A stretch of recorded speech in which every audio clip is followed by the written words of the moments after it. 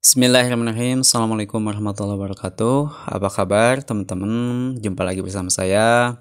Sebelumnya saya ingin mengucapkan terima kasih buat teman-teman yang tetap support channel ini sampai sekarang. Dan buat teman-teman yang udah langganan channel, saya ucapkan jazakallahu khairan kasiron. Semoga Allah membalasnya dengan kebaikan. Nah, buat teman-teman yang udah lulus Pantarli, saya ucapkan selamat.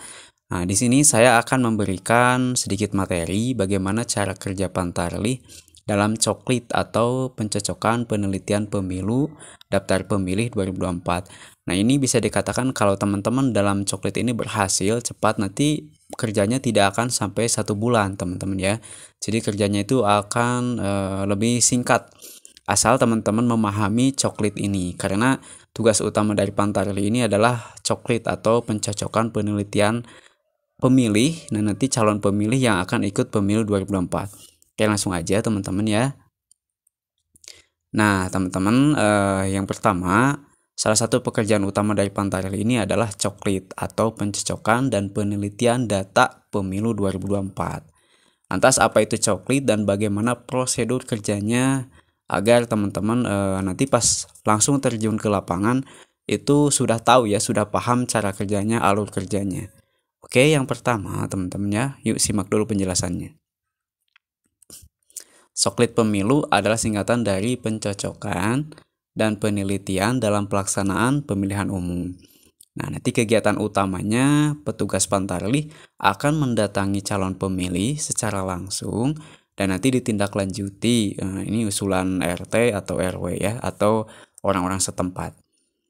Oke, kemudian di sini sesuai dengan peraturan Komisi Pemilihan Umum atau PKPU nomor 2 tahun 2017, apa saja yang harus dilakukan oleh petugas Pantarli pada saat coklit ini?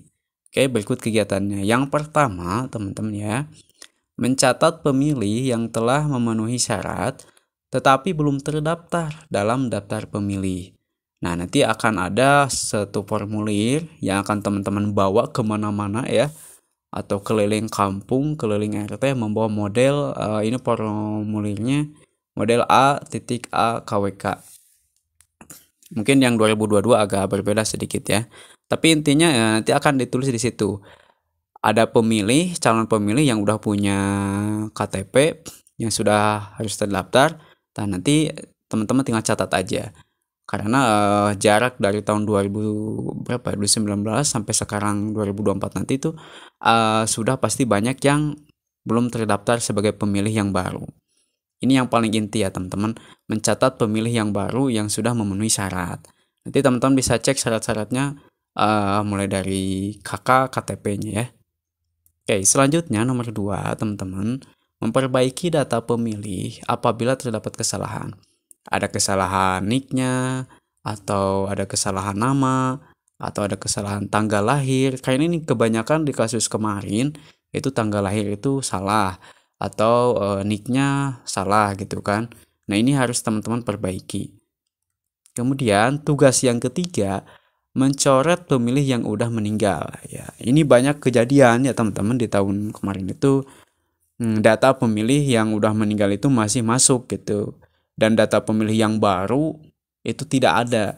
Nah, di sini teman-teman harus jeli ya, karena kalau teman-teman kerja di TPS sendiri itu kan pasti tahulah orang-orangnya, yang meninggal siapa gitu kan, yang masih hidup siapa, atau yang layak untuk ikut pemilih nanti siapa gitu kan.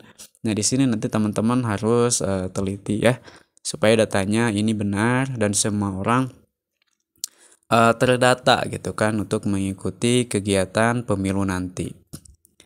Nomor 4, tugasnya teman-teman itu mencoret pemilih yang telah pindah domisili ke wilayah atau daerah lain. Jadi kalau udah gak di daerah setempat, coret aja. Tapi kalau merantau teman-teman ya, biasanya kan kalau merantau kan lama gitu kan. Tapi kalau waktu pemilihan ada ya itu gak usah dicoret gitu kan. Berarti dia kan cuma merantau aja, gak pindah.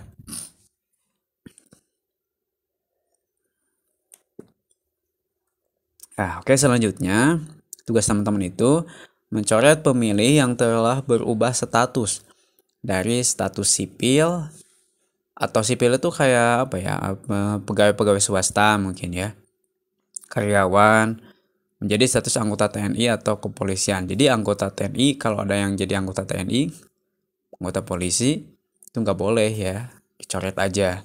Karena nanti TNI dan polisi ini akan menjadi pelindung atau pengawas ya di pemilu 2024. Oke, selanjutnya mencoret pemilih yang belum genap berumur 17 tahun dan belum kawin atau belum menikah pada hari pemungutan suara. Nah, kalau sekiranya belum usia 17 tahun masih sekolah, coret aja gitu. Kalau ada ya yang terdaftar gitu kan dari data nanti. Selanjutnya teman-teman harus mencoret data pemilih yang telah dipastikan tidak ada keberadaannya ya. Coret aja. Selanjutnya, mencoret pemilih yang terganggu jiwa atau ingatannya berdasarkan surat keterangan dokter, atau teman-teman di kampungnya itu emang udah ada satu orang yang udah kelihatan gila mungkin atau kurang sadar diri atau tidak mau sendiri, coret aja gitu kan. Kan banyak itu kasus di kampung-kampung yang orangnya itu tidak bisa maksudnya itu tidak bisa menjadi syarat untuk ikut pemilu. Kayak itu teman-teman ya. Oke, selanjutnya teman-teman, mencoret pemilih yang sedang dicabut hak pilihnya berdasarkan putusan pengadilan berkekuatan hukum. Jadi kalau ada yang terlibat hukum, kemudian ada hak pilihnya dicabut, coret aja gitu kan. Biasanya kan narapidana atau apa yang maksudnya tuh dia udah di blacklist gitu kan, daftar blacklist dari ikut pemilu. Kemudian nomor 10, mencatat keterangan pemilih berkebutuhan khusus pada kolom jenis disabilitas. Jadi kalau yang ada berkebutuhan khusus nanti dicatatnya di kolom khusus gitu ya. Oke, selanjutnya mencoret pemilih yang berdasarkan identitas kependudukan bukan merupakan penduduk pada daerah yang menyelenggarakan pemilihan. Oke, itu aja. Jadi Pantarel ini tugasnya yang utama gitu ya, memutakhirkan data pemilih yang nantinya akan dijadikan pedoman DPT oleh KPU RI. Jadi peran Pantarel ini menurut saya sangat vital demi kemajuan demokrasi pemilu Indonesia. Selanjutnya, nah silakan teman-teman selamat bertugas ya yang udah dilantik nanti ditetapkan menjadi petugas Pantarli dan tetap bekerja sama dengan sesama petugas dan juga dengan PPS. Karena kalau teman-teman cepat bekerja sama, cepat adaptasi, nanti pekerjaannya akan lebih cepat gitu ya. Tidak akan sampai 1 bulan, insya Allah.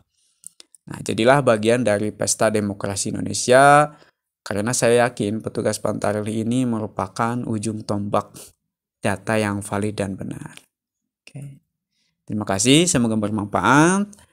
Dan tetap dukung channel ini ya, insya Allah akan saya berikan informasi apapun seputar yang ada di Indonesia, tentunya yang bermanfaat buat teman-teman, insya Allah akan saya share dan saya hanya mohon dukungannya aja. Terima kasih. Assalamualaikum warahmatullahi wabarakatuh.